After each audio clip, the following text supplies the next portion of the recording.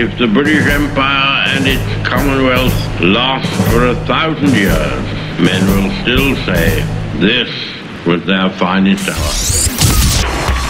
We stand for Queen, country, and video games. BRB UK. Worse teeth, better accents.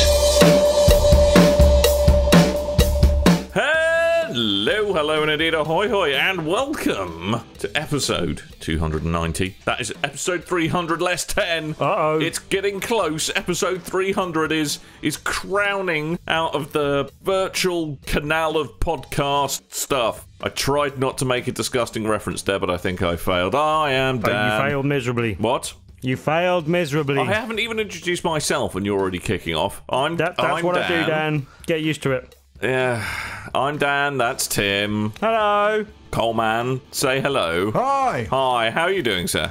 New mics. We've got new mics. You got new mics? Same old faces, though, unfortunately. Well, it's a good job they don't record. Unless you're doing microphones wrong, Tim, they don't record your face. They may not have been calibrated properly, so it's a gamble this week. Wicked. Yeah. Excellent. It's a crapshoot. Yeah.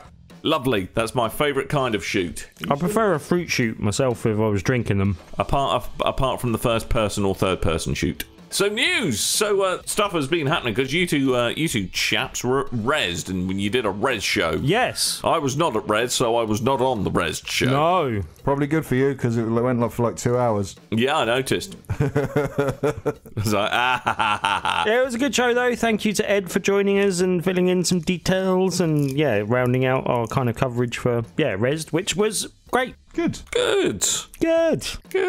And there has subsequently been a bit more written content gone up on the site, and a couple of video bits and bobs as well up on our YouTube thing as well. So splendid. So all of your senses can be saturated with Rezzed goodness. Okay, so we've got sight, check. Yep. Reading, that's another sense. Check. That's what they told me at medical school. Touch. Is touch covered, Tim? You can touch the computer screen? Taste. Does that count? Is taste covered? You can lick the computer screen. I mean, right, okay. Some of my clothes still smell like people from Rezzed, and you know when something smells so bad that you can taste it? Nice. So that's two senses knocked down there. Nice. So Coleman, that needs some explanation. Furnish me with your tales. Do you know what? It's not as bad as that, because EGX Rezzed is a tobacco dock, and it's quite sort of open and airy anyway, so that's fine. It's EGX proper at the NEC that's the worst one. There's not that EGX hum at Rezzed. Yeah, I had the worst one last year when I knelt down to get something out of my bag, and as someone walked past, they crop dusted me square in the face. Nice. Yep. I'm surprised how often that happens. People just running up to you and just randomly just twatting you in the face. Well, not on a daily basis. They give me the beat. I get a 1 day a week break from the beatings at work.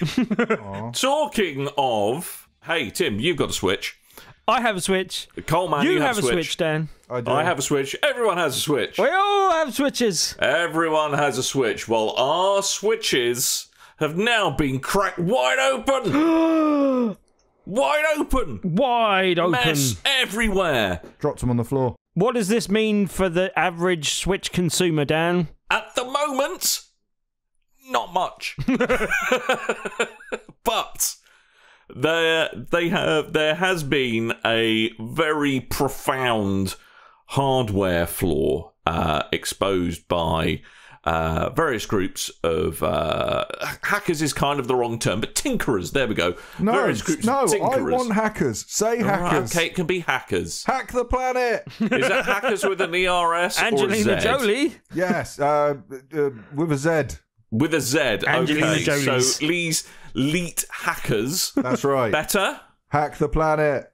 Yes, very good. Let's listen to some techno. Okay, Coleman. Just imagine an iconic cat. Okay, iconic cat. Okay. Okay, better?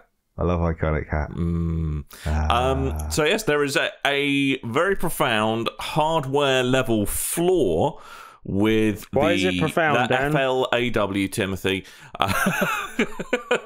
Before you start. With the NVIDIA Tegra chip that powers the Switch. Right. And it's unpatchable. You cannot patch it. It is impossible to patch. It is a flaw in like the lowest level of code you can get in a microprocessor. It's at that level. Right. So that sounds the bad. only way you can fix a switch, well, if indeed it is fixing, but to be able to block this particular bug, is by replacing the CPU or APU in this case on the switch, which may explain why a chip revision or references to a chip revision was in the most recent Switch firmware update. Yes, and that does actually give credence to the rumour that there might be a revised piece of hardware coming on the way for Switch. That would make sense in light of this news, and if they'd found out that this had happened, that's something they would obviously be looking at steps to prevent, at least on, future sold consoles, even if they couldn't do anything about the ones that are out there in the wild. But potentially, this means that if you have an OG Switch like we do, Yay! you will be, at some point, have only got Linux, happy common, Linux or Linux, however you want to pronounce it. Still Linux. No, it's Linux. The bloke who made it's called Linus. Yeah. So it's Linux. Is he the same one from Peanuts? No, we've had this conversation before, I'm fairly certain. This is the GIF GIF thing all over again. Don't even get my... I can feel my knickers twisting at the moment, Coleman, just by mentioning that. It's not GIF anymore, it's Sif. They changed it. You are a f***ing idiot. Weren't they the bad guys in Star Wars? Okay. No, that was the first order. It sounds nothing like Sif or GIF or WAS or stuff. No, but Sith sounds quite similar. I think you skipped a generation of... Anyway, yeah. Is that what you put on pancakes? Yes. Yes, Sif. You can put Sif on pancakes, Common. No, Let me know how GIF. that goes. No, that's jizz. Oh, What? Jizz on pancake. oh God, Tim's done a Dan. Oh, God. It's finally taken 290 episodes, but I've broken him. And also, Tim, you're slightly wrong. That's the biscuit game you're thinking of. Right, anyway, sorry. Yeah. So it basically all they've been able to do is get the Linux or Linux operating system, depending if you're Coleman or not, Right. running on things. So that shows that you can run arbitrary code, and in plain English, that means emulators, homebrew, all kinds of stuff, and sadly, probably opens the door to piracy as well, which I really hope that doesn't gain too much traction. You know what? I'd quite like to play Sea of Thieves on the Switch, to be honest. Not those sorts of pirates, Coleman. It's going to be one of those shows, isn't it? Yep. I mean, one of those shows. Yar! Who'll be hacking my Switch? Don't you tell that Miyamoto we got on the console. Switches get stitches. Shigeru the Timbers. Don't ye be a switch snitch. No, The Switch. Switch snitch. Oh, God. Anyway, so it's quite a big deal, really. But I think, one of the few reasons that the PSP was actually popular was because people managed to hack into that and make it run all kinds of cool stuff. And the Switch runs all kinds of cool stuff already, in my humble opinion, but it could potentially be running even more cool stuff. Especially if Nintendo doesn't remove their thumb from their arse and get Virtual Console working on the Switch for reasons why that isn't a thing I still haven't quite worked out. They don't have to anymore because they've got a third-party company bringing in Neo Geo and arcade ports and stuff that are also dealing with Nintendo and Microsoft, so they can bring them in and carry on charging you for it. Yeah, there's a lot of rumours that they're like shelving the idea of having a virtual console on the Switch, but some of those, and it depends on which rumour pool you're kind of pooling your resources from, but some of those rumours are indicating that might be because they're looking at and I don't know why everyone goes to this phraseology, but the Netflix style approach or the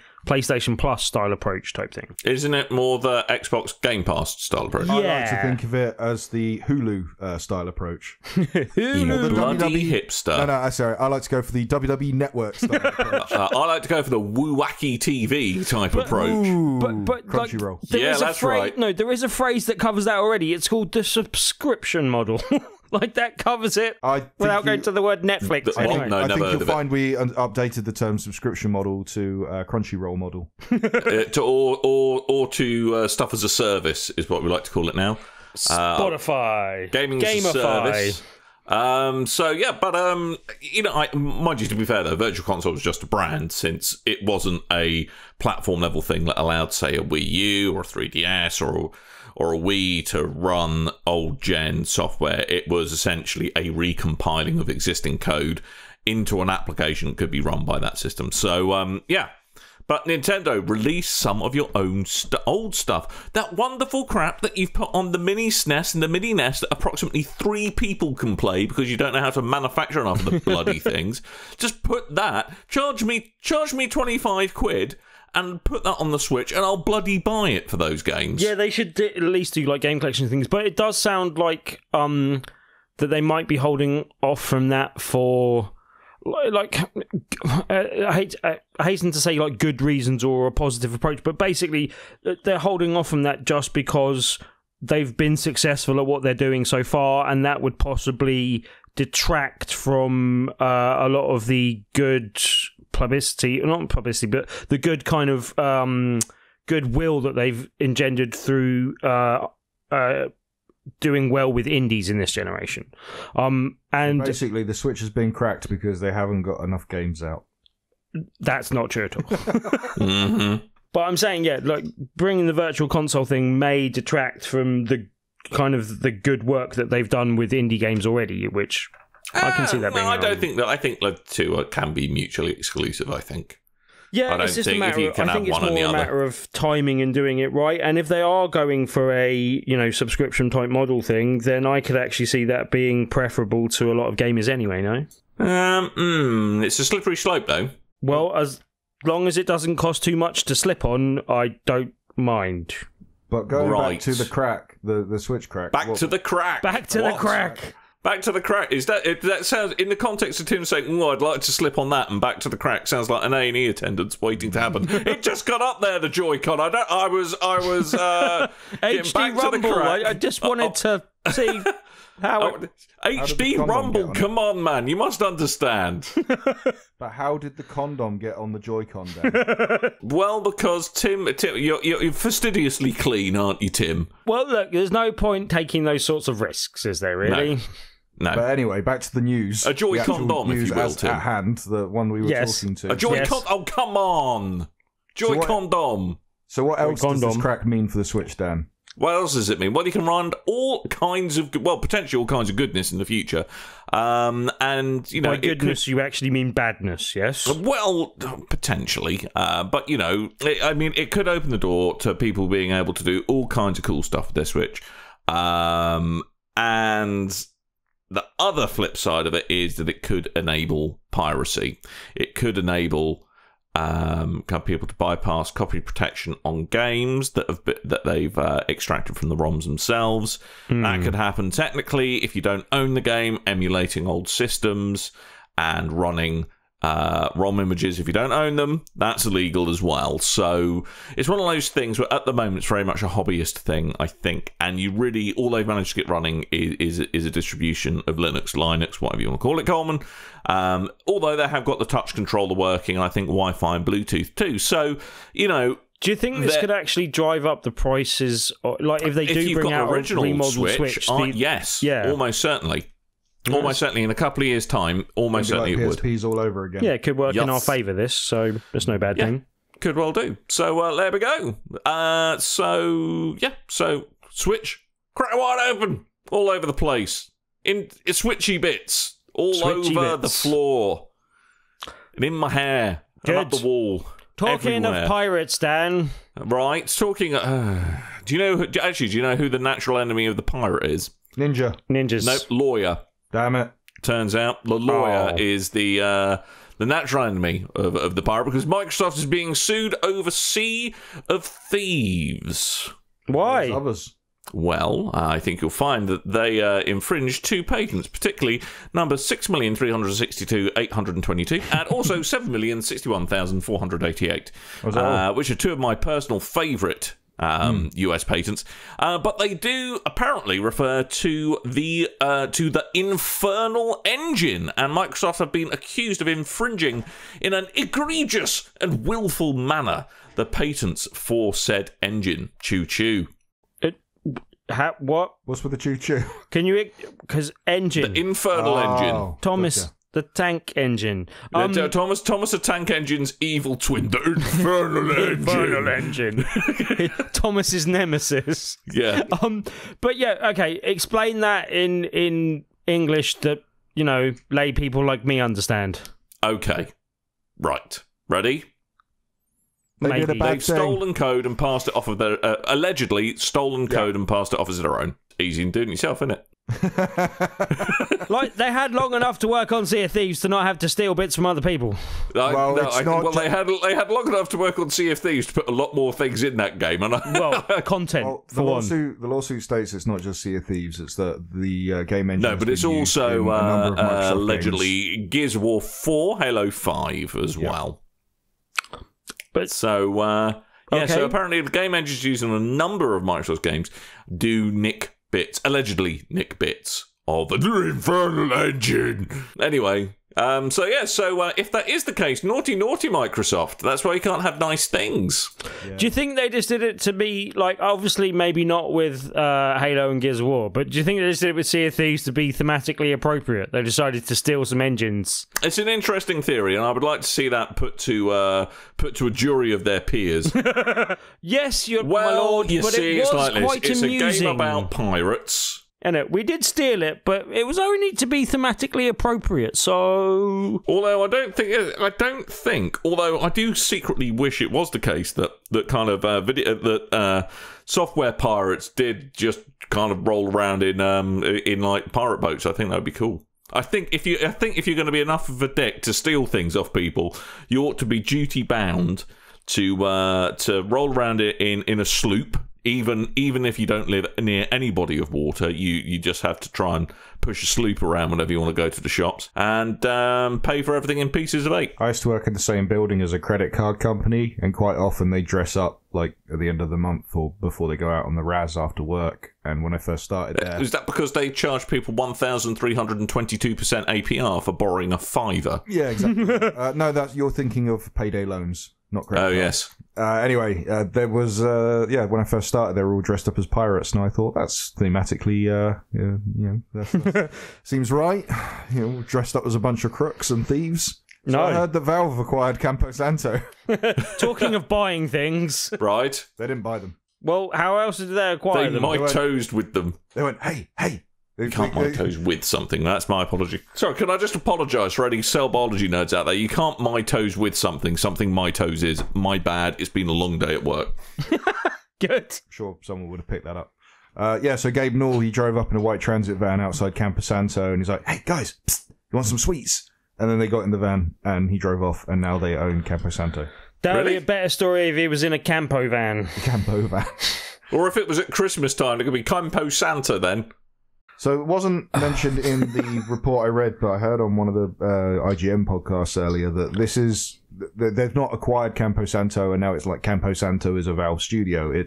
They've taken the 12 employees of Campo Santo, they've now joined Valve. They are, Campo Santo is no more. Valley of the Gods will come out and will be a Valve game. Okay, now, interrupt me if I'm reading too much into this. Okay. Sounds like there might have been a bit of a dick move going on in the background here by Valve. Just going, hey, look, do you guys want to be paid more money? Wicked. Yeah, all right, we'll give you more money. It sounds like on the surface of it, there could be some slightly aggressive poaching of staff, potentially.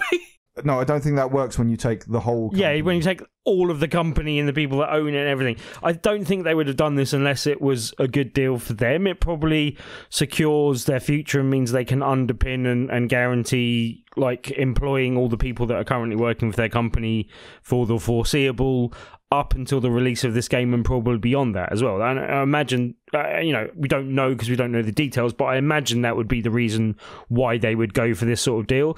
Didn't they do a very similar thing with the whole Portal kind of thing as well? This is what I was talking to Dan off mic about earlier. The last time we saw a big hire like this was There were some students that made a game called Bacula Drop. They were picked up to take that concept of using these portals in video games and created Portal. I'm interested to see whether this takes effect straight away or if this takes effect when Valley of the Gods comes out, and if that will aid Valley of the Gods as well. Because I don't know if you remember Firewatch, when that first came out, the first month or two, it was pretty broken. There was lots of sound issues. There were lots of stuttering and frame rate issues and things that needed a massive patch to sort out. And the game's now coming out to Switch, so I'm wondering if that's going to come out with the Campo Santo logo on it, or if that's going to have the weird Valve head thing at the start of the game. I'm not a big fan of the Valve head thing. No, it's creepy. Creeps me out. It is a bit creepy. Yeah. Big fat head valve thing. Fathead valve thing. Good job. If he gets angry, it needs to let off some steam. Oh God.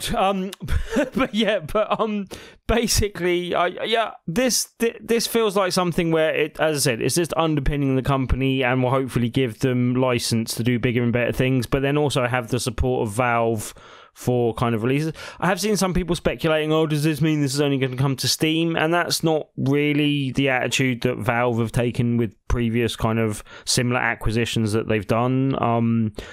You've only got to look at Portal, as we were just talking about. That came out on consoles and everything else, so I don't think that's going to be too much of an issue. Well, and also, I think unless your name's Sony, you're kind of the whole platform exclusivity and kind of platform specific side of things is actually starting to wind down a bit, because you've got, Minecraft on the Switch. You can now earn Xbox achievements on that. There's potential for cross-play between console PC versions and mobile versions of things like Fortnite.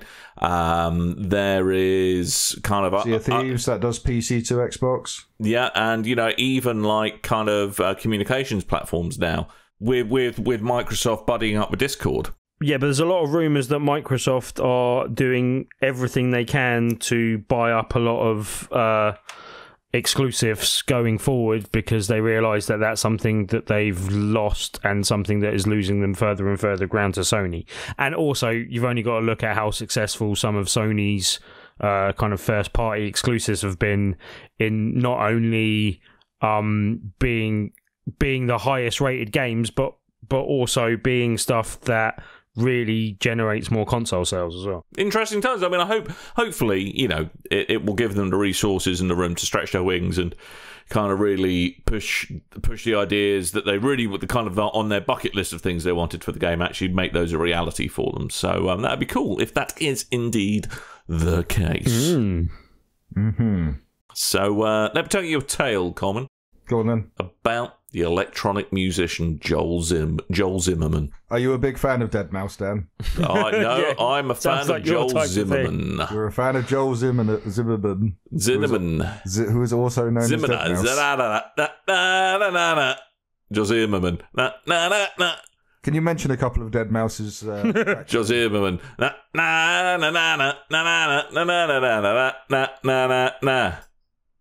Well, a couple of his big songs. Yeah. Without Googling there's the Locomotion. Which you literally just there's Locomotion. There's Twist and Shout. What else is there? Delilah. That was a big one for him.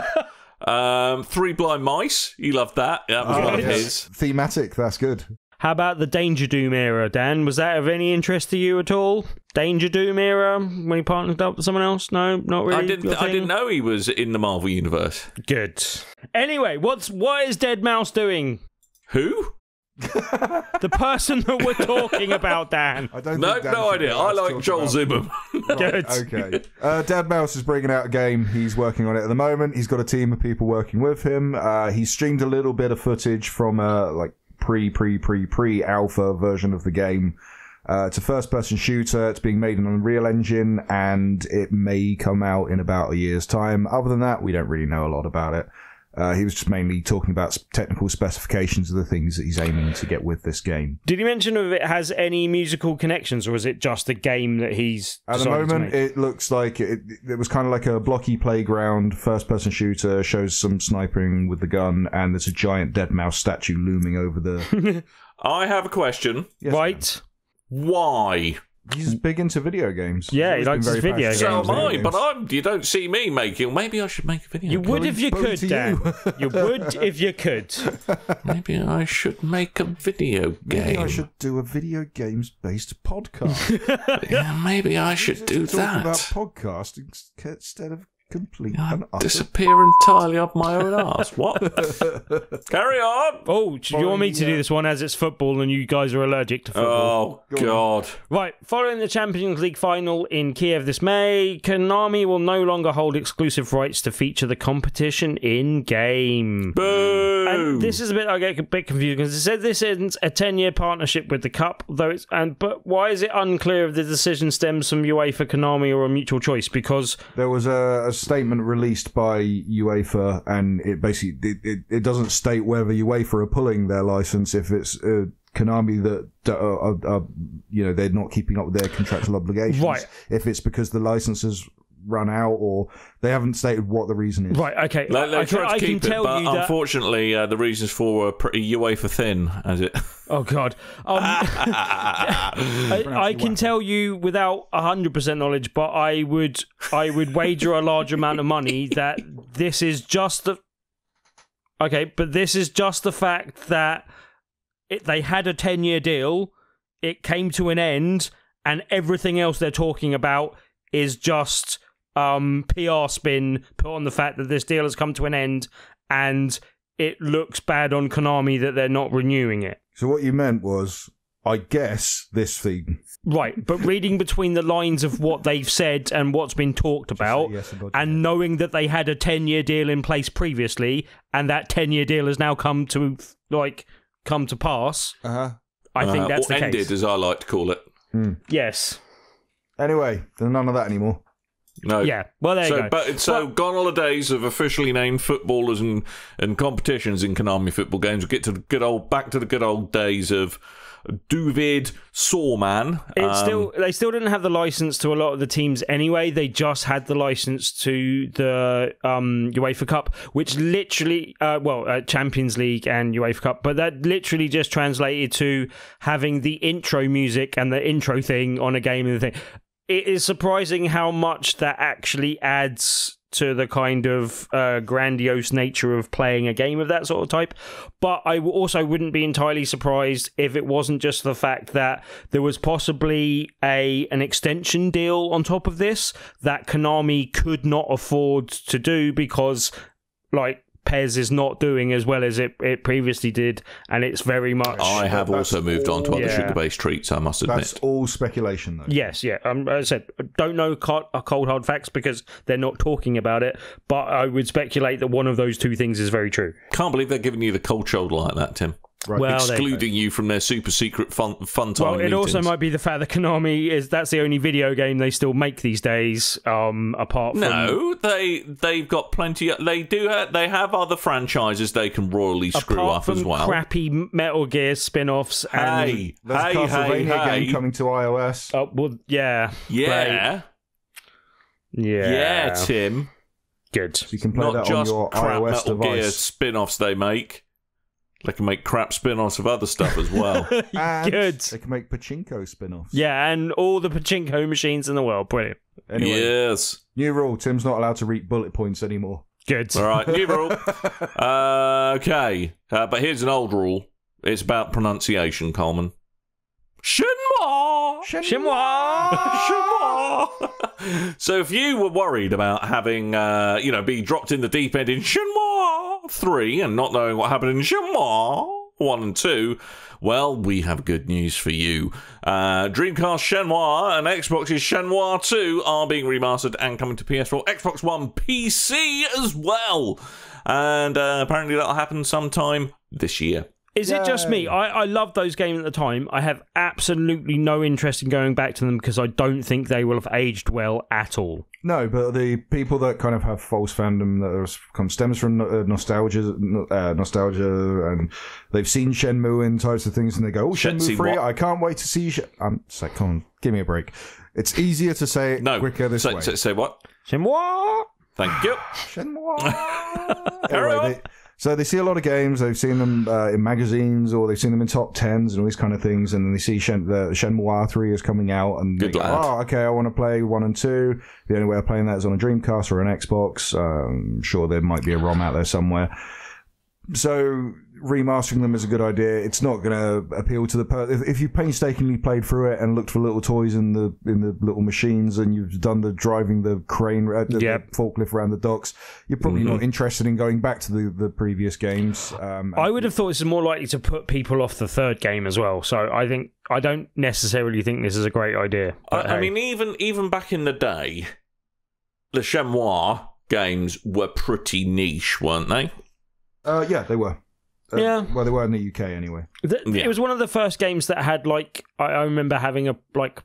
QuickTime events. QuickTime events, but also like a day-night cycle and things you had to do at a certain time of day, and you had to go to bed and sleep so you could get up for work the next day and all that type of stuff. And I just don't know how well that's going to translate to the modern world, basically. But hey. Just to show you how old this game was, the QuickTime event was advertised as a feature. Wow. Not long after it was labelled as lazy programming. So there you go. As a bag of steaming poo. Moving on, we've got a bunch of release dates that have been announced. Hit me with them, Coleman. Kickstarter horror title Agony has finally got a release date, and that's coming to PC, PlayStation 4 and Xbox One on the 29th of May. Yeah, I think this has got a VR release on the way as well. Oh, no one cares. Well, there you go. H1Z1 is coming to the PS4 next month with an open beta starting on the 22nd of May. Players excellent. H1Z1, the game that still doesn't know what it wants to be. Yes, that one. Brilliant. But it's fun. So if you're looking to play that even earlier on the PlayStation 4, you can go to h1z1.com/PlayStation 4 and sign up to the closed beta. Didn't they just add a Battle Royale mode to that as well? Of course they did. Everything's got Battle Royale mode. Yeah. Tetris has got Battle Royale mode. Yes. 100 Tetrominoes get dropped from a plane onto an island. That's going to be one hell of a Tetris. Yeah. Whoa. Yeah. Whoa. Wolfenstein 2, the new Colossus, is coming out to the Nintendo Switch on the 29th of June. It's a wonderful family game. Motion controls as well. Yeah, you can garrote a Nazi in the neck using your Joy-Cons. Yeah. Lovely. Feel that vibrating HD rumble feedback. Although this does look fantastically good. And using HD rumble, you can actually tell how many testicles Hitler's got. Good. A bit like the ice cubes, but they've adapted the technology. Still one. It's been ported by the same people that did the port of Doom, though, so that is generally good news. Yeah. Have you guys played Doom on Switch?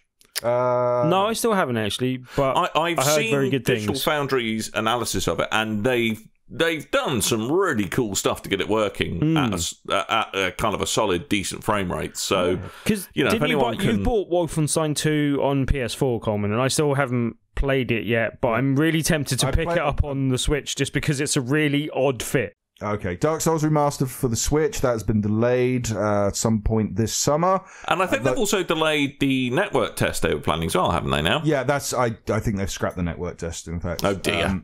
The PS4, Xbox One and PC versions are still going to come out on the 25th of May, though. And presumably they hit a problem that they couldn't solve in the time period, so better to delay it than not, basically. So what is going on with that? We don't know. I just said... Presumably they hit a problem that they couldn't solve in the time period, so they decided to delay it, and it's better to do that than release a broken game, Dan! What? The problem is, and it seems to be like the same thing with Wolfenstein 2 coming out so late. I've seen a lot of complaint about the South Park sequel coming out, because that's just come out yesterday for the Switch, for £50 or £55, something like that. It's a full release price, even though that game's had numerous sale cuts already. And... yeah, it's that thing you're waiting for the game to come out, and you're like, is it really worth me getting a portable version of this game? And is it worth me playing, in some cases, like a lower powered version of this game compared to what I could be playing on the PS4 and the Xbox One and the PC? For me, Dark Souls, if it's going to hit that kind of issue, and it's not going to be able to launch the same time as these things, that's going to give it a big problem. Yeah, and well, my bigger problem with the South Park Fractured Butthole release was the fact that they didn't include all the DLC. Because if they did, then that would have made it an actual attractive proposition to me. But you actually have to buy a season pass when 2/3 of the content's already out, and that just seems really gouging, and I don't like that at all. Especially for the price as well. Well, also, I've played the whole game, so I have no interest in buying it, but I thought it'd be a really good fit for the Switch, and I was like, well, if it comes with all the DLC, then that's a load of stuff I haven't played, and that would actually be worth buying, and now I'm just going to wait till it massively drops in price before I pick it up, possibly, so. Okay. Or even worse news, though, the Dark Souls amiibo has been delayed. Oh, Coleman. Yeah. That'll be out the same day as the game. No. But it still hurts.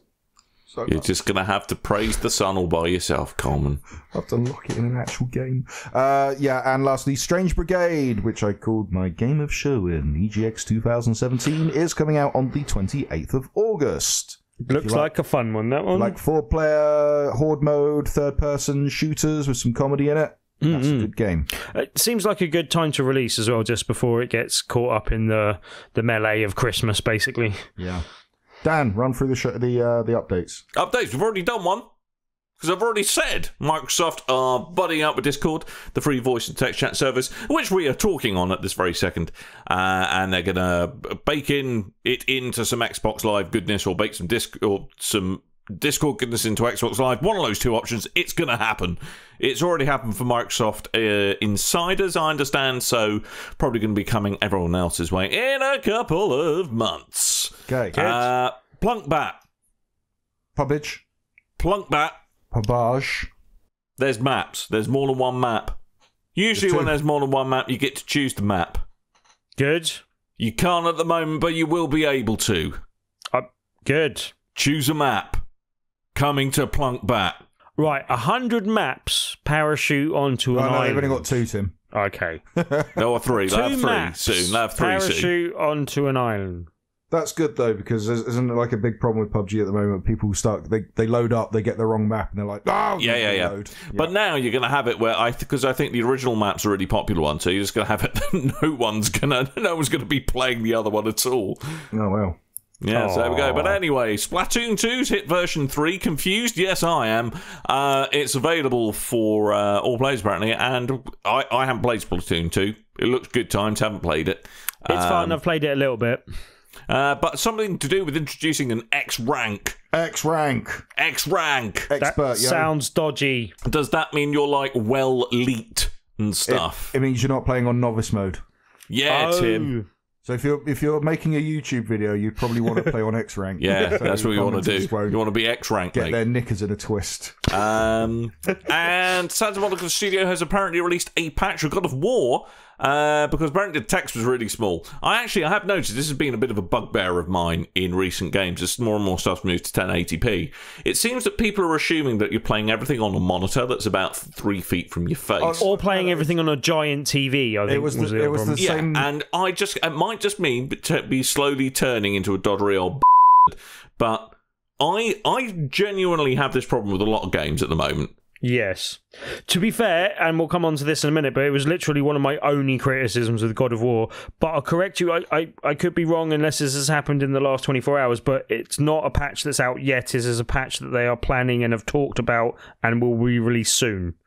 Cool. It happened in the last 24 hours, by the way. Good. And I was just going to say the text thing is the same problem we have had going through the Xbox 360 and the PS3, where they went from standard def to HD TVs. They changed all the font sizes. Yeah. Everyone on an SD TV, such as myself, was complaining they couldn't read it. And now we're having the same thing as 4K is introduced. But yeah, it's assuming you have a large 4K TV and not like a 20-something inch. Yeah, but I've got a fairly decent sized 4K TV, and I still found that I had to like get up off my couch to read half of what the menus were saying, basically, which is, Buy glasses, mate. That's what you need to do. Well, there's that. But no, it is genuinely like too small, and they have acknowledged that at least and taken away my one criticism of the game. So hey, sat there with his tongue jolly good over his legs playing now his games. God of War. The fonts. Yeah, God of War is something that I have not played. Oh, more no. fool you, Dan. But you guys have played, but I want to play it. Okay. You do want to, definitely. Because everyone says it is quite possibly the best thing with a beard since Abraham Lincoln. By Jove, that probably calls for some form of review that doesn't involve spoilers. Yes. Cool. Excellent. That was seamless, Coleman. Thank you. That's difficult, so we should probably just spoil it and get it over with. All right, okay. Now, Tim, you're a man who strikes me as... You've learned all you know about Norse mythology from the Avengers films, right? Well, actually, no. But anyway. Right. How else did you learn about Norse mythology? I'm now genuinely interested. Just in general, it's something that's always been of some interest to me. I can tell you that the Azor gods are known of the gods of war, for instance, and that's why this is particularly a good place for them to have moved on to, basically. So there you go. Right, what's the Allfrost? The Allfrost? Do you mean Yes. the Bifrost? That. I was just testing your knowledge. I was trying to intersperse it with some Allspark Transformers goodness, is what I was trying to do, but it failed. But anyone that doesn't know, actually, like, that's a kind of interesting touch point, because the kind of Thor that we know from the kind of Marvel comics and has obviously been, prevalent in the Marvel movies and stuff, that's not really the god that is known from Norse mythology. No, that's the god of Thor, mate. Wrong god. No, God of Thor, indeed. But no, it's like a bit different and definitely, framed in a different way. It wasn't necessarily a nice, benevolent god in the way that we think of, our Christian kind of god type thing, and it also definitely wasn't as friendly as he is portrayed in Marvel, basically, in the Marvel universe. I'm rolling this back. Yep. Oh, but I was going to talk about when Loki turned into a wolf and had sex with another wolf and then gave birth to a weird wolf son. Can we talk about that? Yep. It's really, there's still that kind of sex in God of War. Marvellous.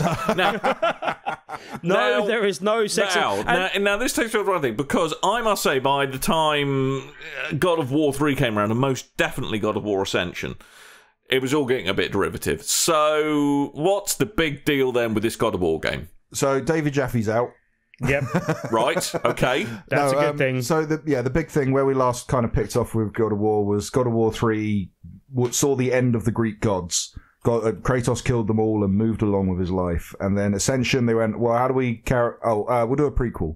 So now we've passed all that. God of War, it's Kratos has travelled from the land of Greek mythology to the land of Norse mythology. You probably heard that everywhere now. Was he on holiday or something? Yeah, he's just like Butlins. Well, no, in the universe that they've set up, maniacal gods. No, but in the universe that they've kind of created here, like it's kind of canon that basically all the kind of old world gods kind of all exist at different times throughout the thing, and that they're all kind of existing alongside each other. Basically. Then, yes.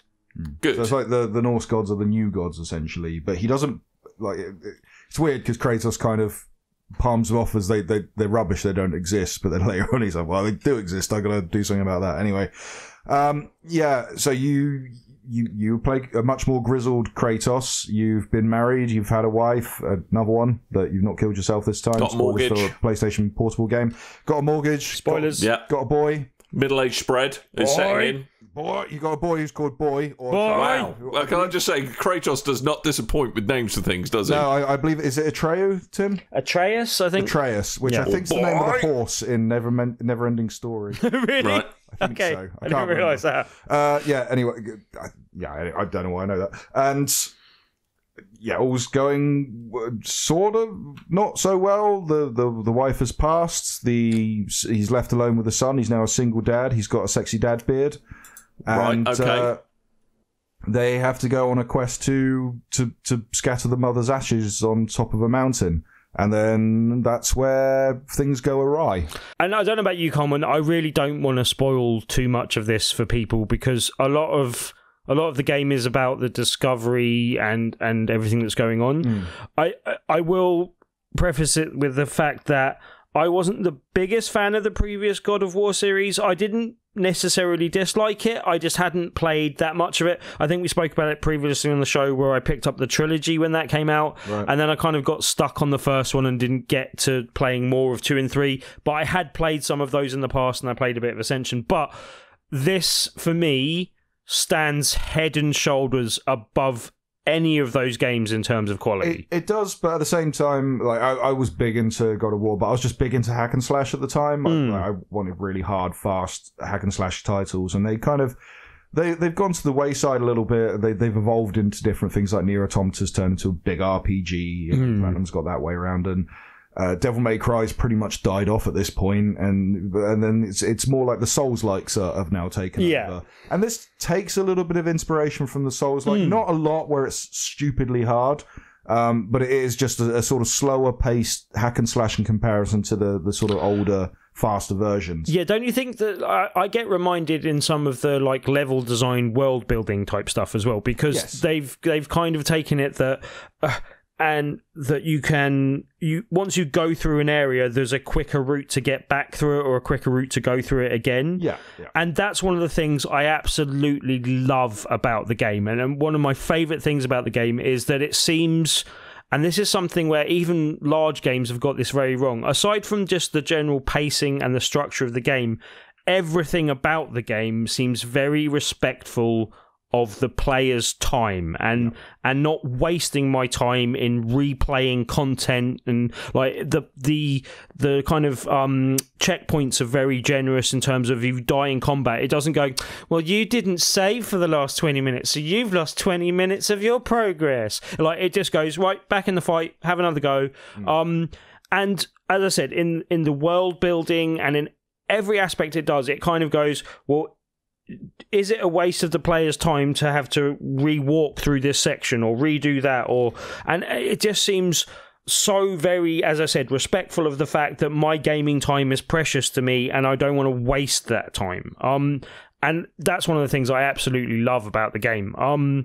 It also is it like a successor to God of War in name only? And by that I mean in a good way, that it's completely left all the old trappings, the slightly kind of puerile, adolescent power fantasy stuff behind. Right, it's not completely thrown out the baby with the bathwater. For me, it's kept all. No, well, he's got a son for a start, so he didn't throw that exactly. Out. But it's kept some of the elements that I think. A hardcore fan of the series would want to see kept. The main character is still quite an angry person.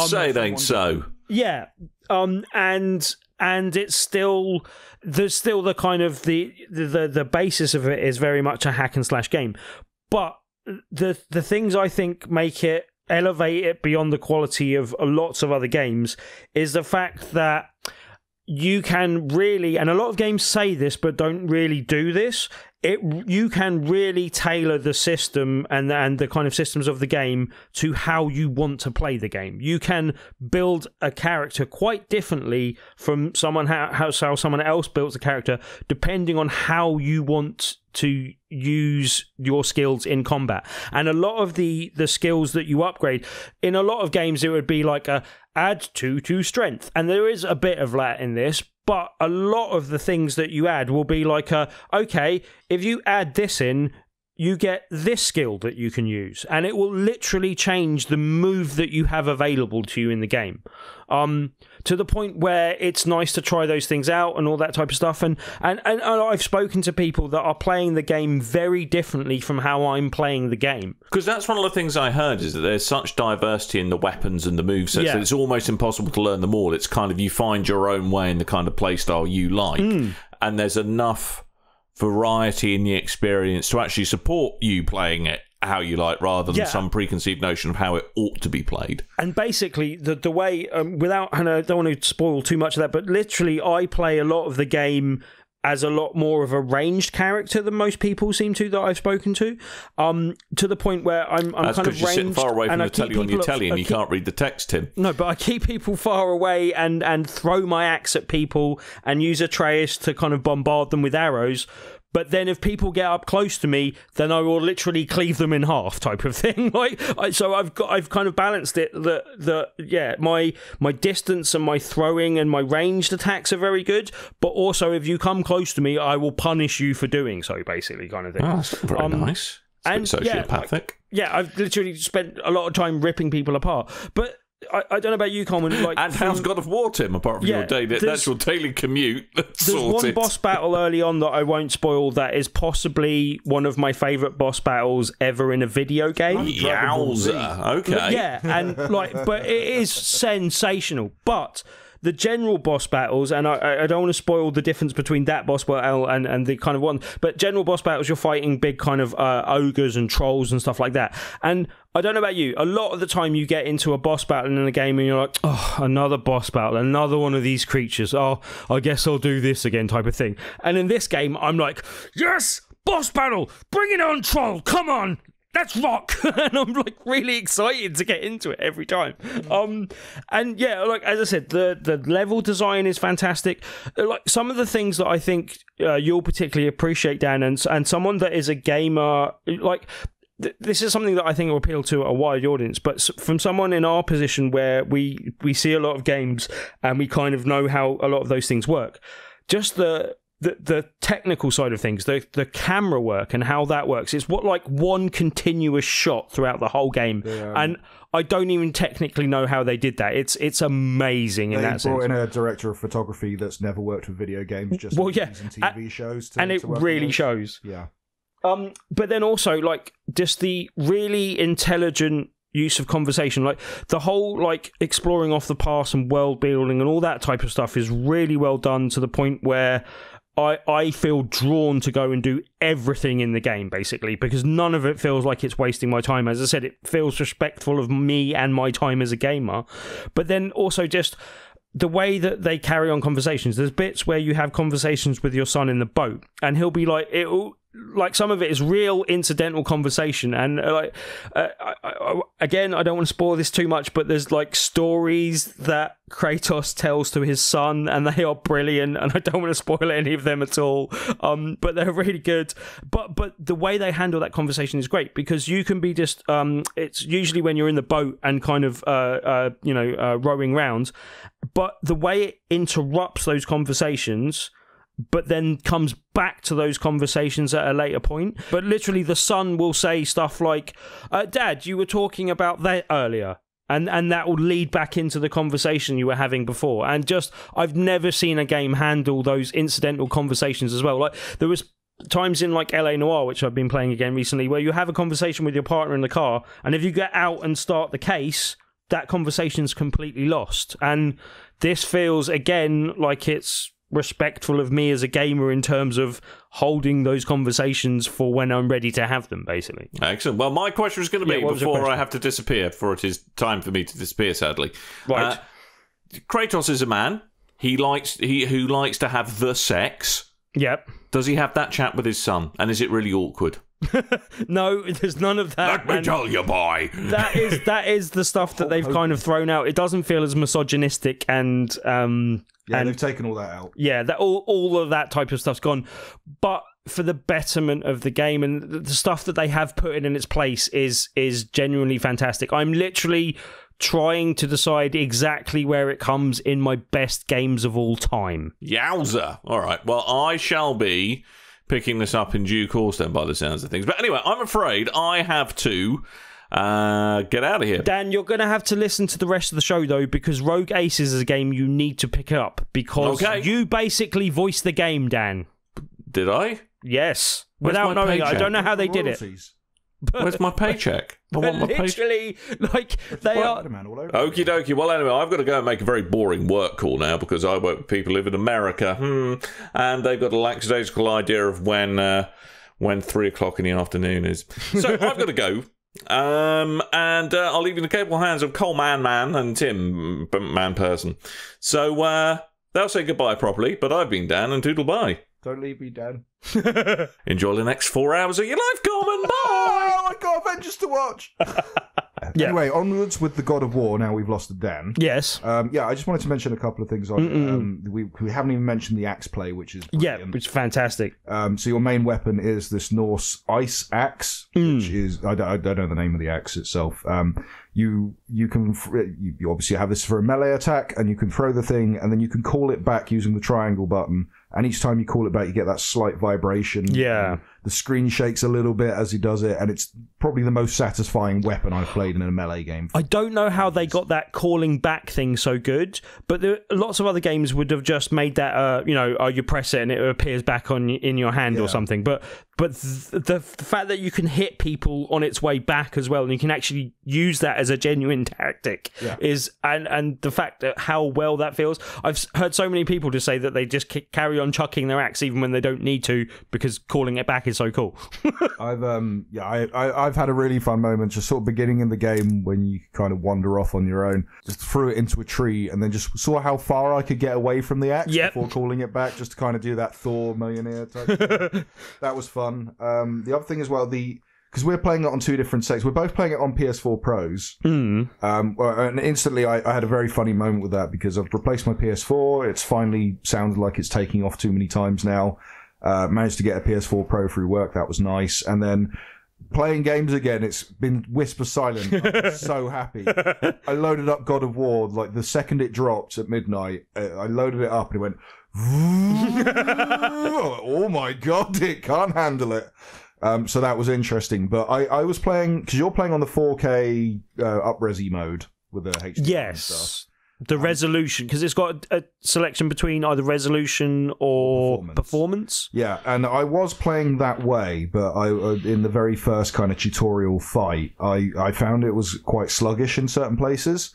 So I switched it to the performance mode, and which made sense for me anyway. I don't have a 4K TV, I have a 1080 thing.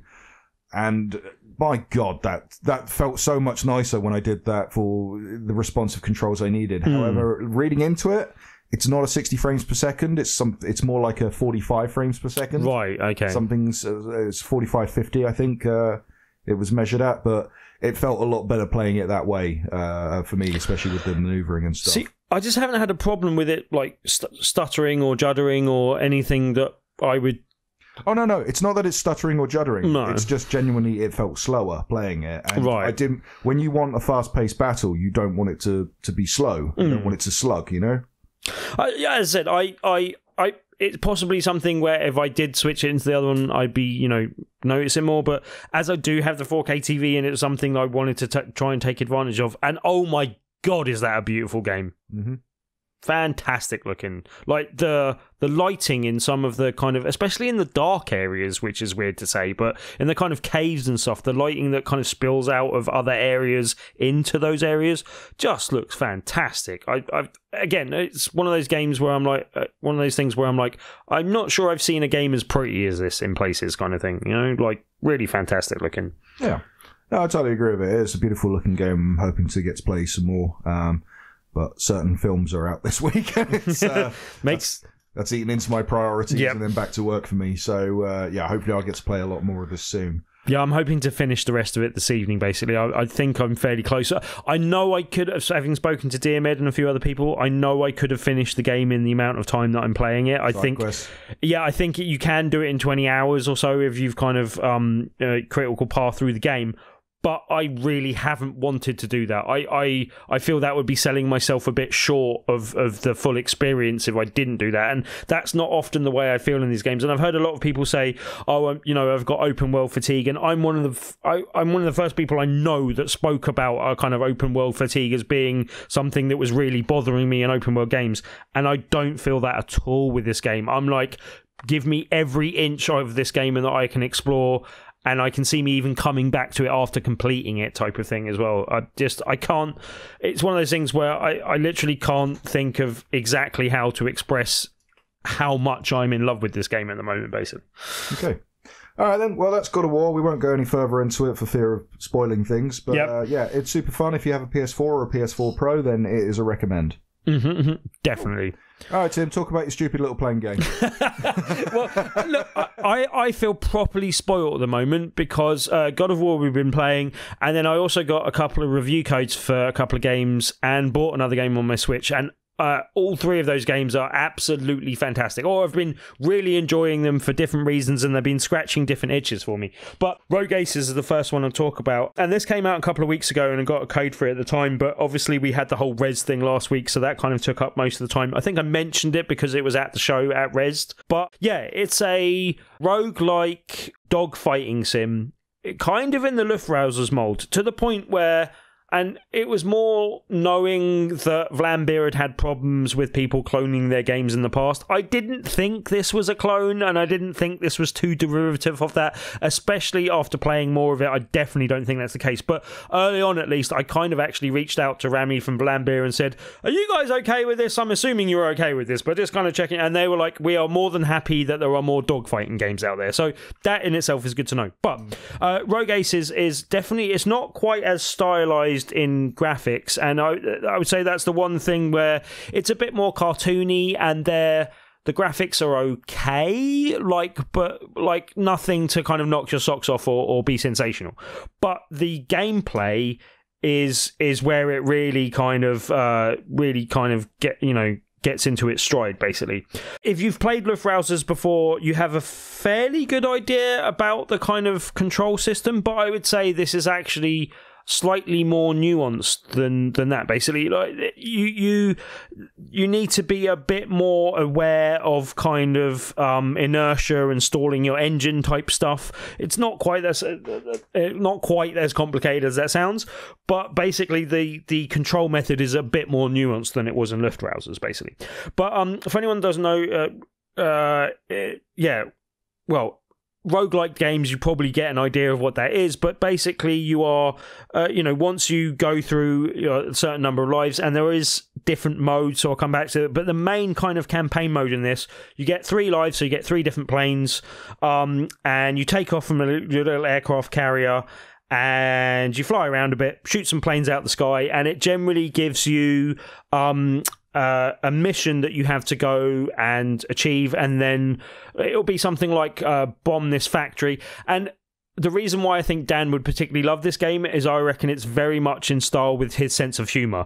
Right. It kind of does the lines of, oh, pilot, you seem to be a bit dead, kind of thing. And like, like the first thing when I first turned it on, it was like, oh, you're just in time for a spot of war. And I'm like, okay. And then one of the missions is to go and bomb the enemy's biscuit factory and stuff like that. Like, I just think, as I said, Dan would be very much in line with his humour. And knowing that he liked Luftrausers, I think he'd like this style of gameplay as well, basically. But yeah, beyond that as well, you soon realise that there's various different kind of arcade modes and various different campaign modes. Now, I say that, but I haven't unlocked all of them yet because they unlock quite randomly. It's not just like doing well in the game will unlock all the different modes. It's doing a particular thing in the game will unlock a different mode that kind of makes sense when in that thing, but it's knowing what thing to do and what to do to unlock the different modes. So for instance, in the game you can once your craft is taking too much damage, you can bail out and then deploy a parachute, and you can in some modes it's actually beneficial if you survive, and you get an extra bonus if you can land back on your aircraft carrier and stuff like that. But you can also, if you jump out of the plane at the right time, you can also jump into one of the enemy planes and steal their plane. Now, I happened to do that 3 times in a row. So I jumped out of an enemy plane into another enemy plane and again type thing. And doing that unlocked a new arcade mode called Hot Potato, which is all about literally just trying to do that as many times in a row as you can. And yeah, as I said, there's various different arcade modes. The survival's the first one that you unlock, and that is literally just in the main game you have kind of missiles and bombs for destroying more major targets and kind of buildings and trains and all these type of stuff. But in the survival mode, you just have your base machine guns, and it's just you against a load of planes. You can't land and refuel like you can in the main campaigns, and it's just kind of trying to see how long you can survive and build up your score multiplier and stuff like that. As I said, the main campaign is where you have the like different missions, and it kind of ever evolving. As soon as you finish one mission, you land back on your carrier. That also refuels your plane in terms of the actual fuel that you have, but also gives you new bombs and new missiles as well. And then when you take, and then it also gives you your next mission to do, and you can just continue doing those missions. Basically, you lose lives, obviously, if you crash and burn, but then you can also, if you bail out and don't make it back to kind of neutral territory or your territory, if you like bail out behind enemy lines and like, depending on the mode that you're in, you can usually then clear the area below you by kind of like lobbing loads of grenades, which it generously kind of gives you. But if you don't clear that area or you just land behind enemy lines, you can get captured, and that can be game over no matter how many planes you have left on your thing as well, basically. And like I said, it's got that kind of roguelike element where once you're done there, that's it, back to the beginning. But it also, you kind of level up through the different modes in the game. You can level up, and it gives you access to some bonuses that you can get by defeating different enemies in the game. They're like a higher missile capacity, a higher bomb capacity, a cannon that fires faster or does more damage, or you can get armor and all these type of upgrades, and you can get those by destroying other planes within the game. But you can also get access to a few of those at the start of the game, and the higher level you go, the more of those you can get access to. You get a choice of more of them through certain levels, and then when you get to certain levels, you actually get more of those that are available to you as well, basically. So it does get a little bit easier as you go through because you get access to those things, but it's definitely not an easy game overall. The other mode that I've unlocked so far is kind of the frontline campaign, and that's a bit more of a detailed kind of long campaign type mission where you're basically got a succession of islands and you have to go and destroy certain targets there to conquer those islands, and you're also battling against kind of boss characters there as well that kind of, as you advance across the island or don't, depending on your success or not, they will also march across that map and then come and meet you where you are, and you'll have to not only deal with them, but then deal with them, then clear the level to carry on and progress, basically. And I still haven't unlocked all the levels, but I've been playing it for I don't know how many hours already, 15 to 20, I would say, probably already. And I really, really like it.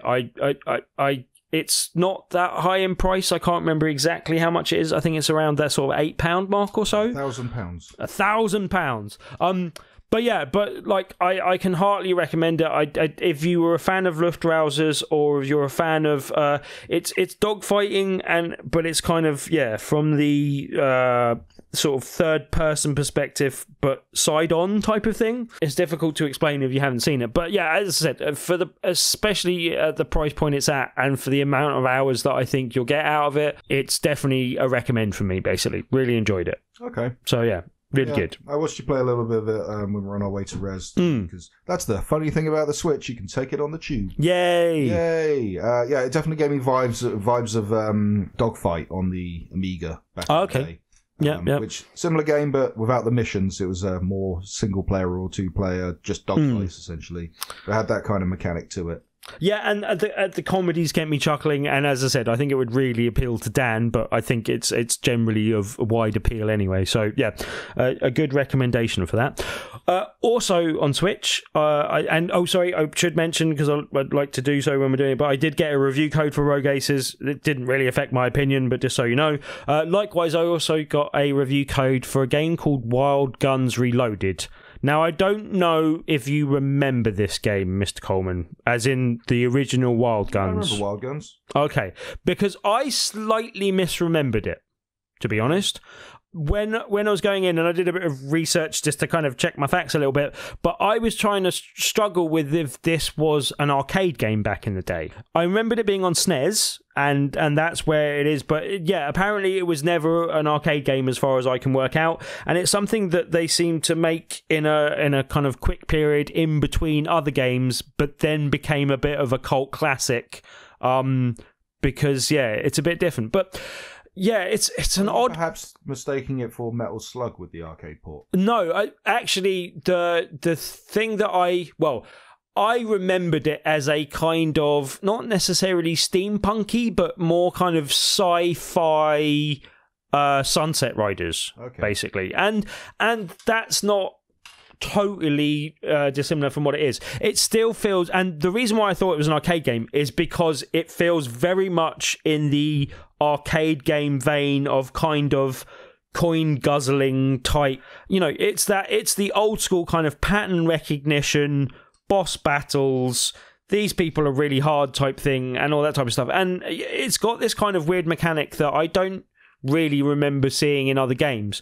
But basically, it's almost like a light gun game where, you're shooting the different targets across the screen, but you also have a character in third person at the bottom of the screen, and you can shoot bullets, but if you get hit by one of the bullets, if that character model takes damage, then you lose a life type thing. And it's also weird in the fact that if you are holding down the shoot button, you will kind of shoot in place but still be able to move the character, and then if you let go of the shoot button, you can then move the targeting reticle. And that was a really odd thing to get used to at first. Like, it was kind of like patting your head and rubbing your stomach type thing. I also kind of worried that this wasn't particularly, at first at least, I was a bit concerned that this wasn't particularly well balanced for single player, and I still kind of maintain that might be the case. The one thing I didn't know, and I wouldn't have guessed this from the design of this game, is the original game only had 2 characters in it. Yeah. And the 2 characters they've added, I much prefer to the base characters, basically. The one that I played the most with is a kind of dog that has a kind of, what's the right word? A kind of flying mech thing that does its shooting for it. And the dog kind of jumps around, and if the mech gets hit, it kind of interrupts its shooting, but it's only the dog that gets hit that kind of takes damage. And that seems to be much better at dodging incoming fire than some of the other things. But the original game was based on two characters called Clint and Annie had hired Clint as a bounty hunter to get revenge on some gang of people that I think had killed her family or something. But anyway, but yeah, so those 2 characters are the thing, but they've added 2 characters for this version of the game. I think they might have been additions because there was a recent re-release on PlayStation 4, possibly. It might have been actually PlayStation 3 re-release. It was something where, there was a version that was previously out on another. This game has previously been out on a console previously, basically. But there's some additions that they've made, particularly for the Switch edition. But I think the 2 characters were added previously, possibly. But yeah, this Switch edition comes with a, oh my god, I'm glad they added like mega easy mode type thing, because otherwise I would not have seen the later stages of the game, because as I said, it's really like that kind of old arcadey pattern recognition. You have 3 lives, if you died, that's it. And also it's got a ranking system, and if you continue, it doesn't enter that score into the ranking, which I can understand, but it's a bit weird. But yeah, like it's something where I'd like to play, because it does actually play in up to 4 player, which is more than the original did, and I'd really like to see it in like 3 and 4 player and see if it's slightly better balanced and slightly more fun in that. But then I think everyone would really have to have a good idea of what they were doing as well. It's a nice blast from the past, and it is polished up nicely from the previous game. I think I am enjoying the game, and as I've got better at it, I've enjoyed it more as well. But I worry that people coming to it from like kind of a new audience, people that didn't play old arcade games, might not get quite as much enjoyment from it. But if that's something that, it's something that appeals to you, then it's really good. Like it's good from that sort of sense. It is a hard game. Like even in the kind of easy mode, it's quite difficult to get through the first couple of levels. But as I said, they have added a kind of, and I can't remember what they're called. I think it's beginner or something, but it's below the easy level. And basically, it doesn't matter how many times you die, you just keep on going, basically. And it's nice in so much as that means I got to see the rest of the game, but it does take away kind of any of the challenge to it, basically. Also, it's even with that in mind, it's still not as easy as it would be if you were just pumping money into an arcade machine, because you get bombs throughout the game that kind of, it's a panic button to clear the screen type thing. And you only get 3 bombs, and you can find more bombs throughout the game, and you kind of get to learn when is a good time to use those bombs so that you'll get another bomb in return, or just a good time to shoot a character to get another bomb as you go. But especially initially, like, it just feels a bit weird. You use those 3 bombs in like the first couple of levels of the game, and then you've got no bombs throughout the rest of the game. There is a kind of system where if you manage to shoot enough targets without getting hit, it upgrades you to a better weapon in the game that's like one of the best weapons in the game. I think it's better than the stuff that you can pick up, possibly. But that allows you to then shoot people, and it's got that kind of level to it as well. So that's all right. They've also added, for the Switch version, they've added a boss rush mode, which is kind of a nice addition. But like when I was playing it, I think there's a few more people now. I think it's up to about 25. But initially when I was playing it, there were only 4 people in the world that had actually got through the boss rush mode initially. As I said, I think that's gone up to more like 25 that has been out for a couple of weeks. But yeah, again, still quite hard. The other thing, like as I said, I've been enjoying it and I do like it. The one caveat that comes with is I think this is, for what it is quite a high price of admission. It is £25, which for a Switch game, for what you can get in like, if you could literally buy 5 other games for that much on the Switch at the moment. And considering it is a hard game, and I think you'll only get the most out of it, you're playing in multiplayer, that it becomes a slightly more tricky recommendation. But as I said, it's an arcade game, blast from the past, and I've been enjoying my time with it as well, so yeah. But yeah, also, I won't go on as long because I know we're a bit over time, but I also picked up a little game called Streets of Rezzed, which is a kind of, again, a roguelike. It's been playing roguelike, but it's kind of a Streets of Rage in a kind of, not quite like monochromatic, almost kind of duotone type stuff. But yeah, like it's a Streets of Rage type game where it will literally delete your save if you die. But you can mitigate that slightly by picking up tokens that allow you to continue. And yeah, that's really fun. It's basically computer game characters. And it all starts in a convention that's a bit like PAX. I can't remember what they call it, but it's basically PAX. And that convention gets attacked by zombies. And then this red fairy turns up and basically empowers these 4 characters with video game kind of characters. Basically, it makes their cosplays into real life type thing. So like Costume Quest. Yeah, a bit like that. And kind of imbues them with powers. But then you're fighting kind of horror game boss characters. So like there's a thing that's very much Alien, and they've got all without the license, but very much Alien. There's a kind of Terminator type thing boss that you fight, but one of the bosses is Jim Sterling, just randomly. But yeah, that's really good fun, and that's one that I want to play with you at some point, Coleman, because I think it'll be even more fun in multiplayer as well. But that's on sale at the moment for £5, and again, a good recommendation, especially at that price, basically. All right, that is everything this week. That's absolutely everything we've got to get through related to the gaming news and the games that we have been playing this week. But we still have a little matter of Tabletop Tuesday to get through, so Tim's going to talk about Tabletop Tuesday. Yeah! Each and every Tuesday, for anyone that doesn't know, we have an event called Tabletop Tuesday in the Loading Bar in Dalston. And if you come along and play our feature game on the nights of the feature game, you have a chance of winning a copy of the game at the end of the night. Last week was good fun, and thank you for everyone that joined us last week. This week's feature game is a little game called Cobra Paw. Now, it is kind of family-friendly kind of game, but again, I think it's going to be one that's good for drunk people, but it's also kind of got like really nice like sort of tactile pieces to it, almost like kind of domino pieces with a bit of a curve to them. But yeah, should be a good fun game, and if you come along and play with us on Tuesday, you could possibly win yourself a copy at the end of the evening. There are more details on BigRedBarel.com on the top left-hand corner of the site, or you can come along to Tabletop Tuesday and join our come along to Meetup.com meetup.com and join our group. If you search for Tabletop Tuesday on meetup.com, we now have over 1,600 members in our meetup group, so you can come along and join the ranks of people there and get all the details on our upcoming Tabletop Tuesday events. Q.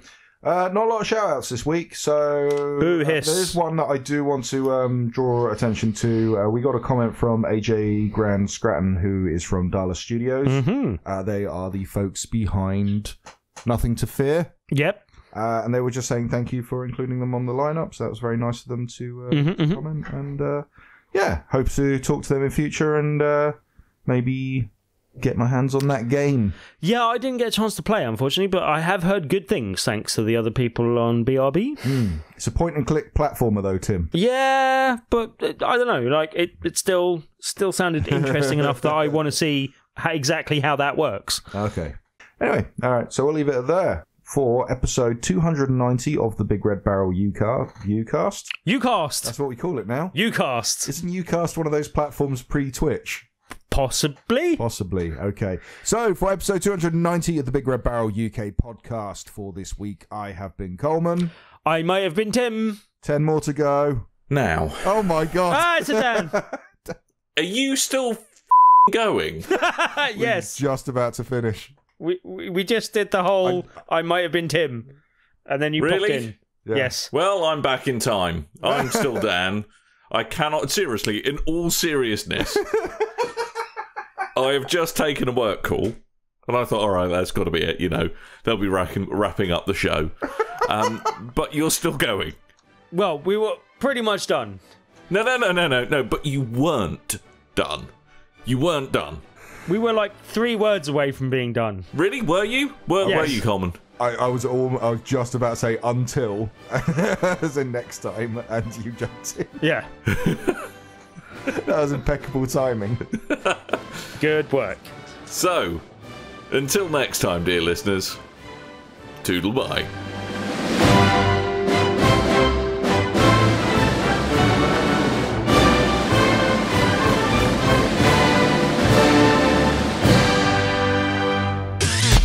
You and your ears are quite welcome. For the podcasting goodness that you just heard.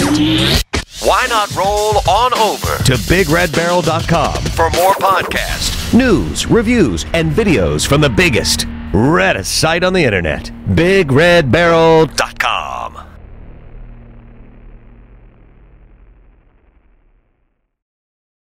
Dan, do you want to trust me on something? Yeah, okay. Go buy Rouge Aces, and if you don't like it, I will double the amount of money you paid for it.